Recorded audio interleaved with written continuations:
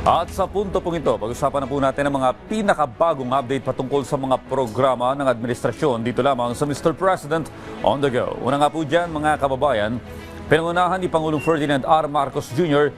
yung pagbubukas ng 7.88 kilometer na bahagi ng Cavite-Laguna Expressway Subsection 3 sa General Trias sa Cavite. Sinabi po ng Pangulo na magiging libre ang paggamit ng bagong segment sa loob ng isang buwan simula hating gabi para maranasan ng mga motorista ang ginhawa ng mas mabilis na pagbiyahe. Inaasahang mapapababa ang oras ng biyahe mula Biñan, Laguna hanggang General Trias, Cavite sa 26 minutes na lamang mula sa halos isang oras.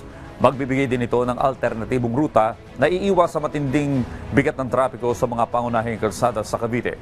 Dumalo sa okasyon ng ilang opisyal ng pamahalaan, kabilang na si DILG Secretary John Vic Remulla at mga kinatawa ng DPWH at DOTR at mga opisyal ng Metro Pacific Group. Nagpasalamat naman ng Pangulo sa mga naging bahagi ng proyekto, kabilang na ang MVP Group na nangasiwa sa pagpapatupad ng KALAX.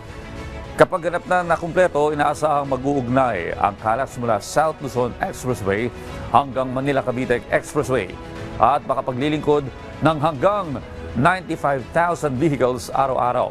Inaasahan naman ang karagdagang anunsyo ng Toll Regulatory Board kaugnay ng mga susunod na development sa proyekto.